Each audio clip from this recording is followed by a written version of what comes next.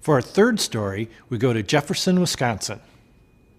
Jefferson is a small community of 7,700 people. It's nestled where the Rock and the Crawfish rivers meet. The city was first settled in 1836, and every September they roll out their strong German heritage and celebrate Gemütlichkeit Days. Rosemary Kennedy, sister of President John F. Kennedy, once lived in this wonderful small town. Here we caught up to a man who has found himself on an amazing journey through his family's history and his personal connection to past Jefferson manufacturing. It all began with the death of his grandfather in 1978. Hello, my name's Jeff Haberman from Jefferson, Wisconsin. The motorcycle sitting behind us is my 1914 Jefferson, and it's from Jefferson, Wisconsin here. It's got the Mack V-twin in it, and that motorcycle is pretty futuristic of the time with its, overhead valves, twin cam, and it was 78 miles an hour right from the factory. And the unique thing about the Jefferson was their quarter elliptical suspension. And we all thought that Perry Mack was actually the engineer behind it, but after researching it and digging out the patent drawings, it was actually Frank Kalichko. He designed that suspension, and that was one of their big selling points of the smooth ride that the Jefferson had. And a lot of guys thought it was a pretty sweet ride, and on some of the racers, they took the suspension off. They felt that it worked a little nicer, and it's pretty incredible that on that machine there that they put so much of an investment of all the nickel plating on the machine. But nickel wasn't too expensive back then.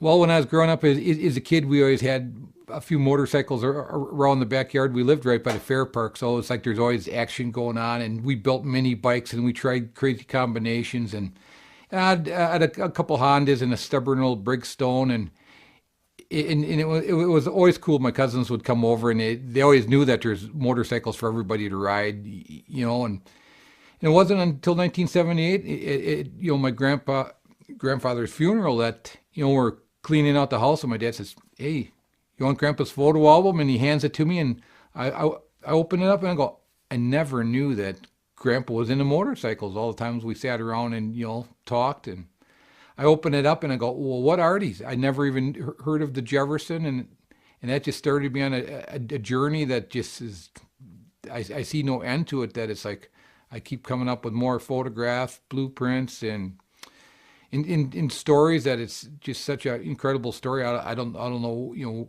where it's ever going to end. And I guess I wasn't happy until I could finally get a bike myself, and we displayed it and had it in a museum, and it's really turned out to be a incredible journey. In 2006, we went to Davenport and debuted the Jefferson that's behind me right here. And one of the guys, he was talking, he says, Perry Mack's son is still alive. And we're all thinking, he's got to be a pretty old man for Perry Mack's son. And I go, well, I'm going to look him up when I get back from Davenport. And I got a hold of him, and I asked him, I says, Bill, have you ever seen one of the machines that your dad built? Because they were just something just out of this world in the time. And he was so excited when I told him, I said, I'm going to bring it up and show it to you, because to me, I wanted to have a picture of my bike, with the engineer's son. And I took it up there, and when we unloaded it in his driveway, words can't explain the expression on Bill Mack's face. To see that bike, and it was just so incredible. And they always say that good things happen to people that, do good things. Well, Bill Mack told me, he says, my dad had that single-cylinder engine. He said that he just never wanted to get rid of it. It was just one oddball little engine. It must have been his favorite engine. He says, I wonder if the guy that he gave his trophy and stuff to still has it.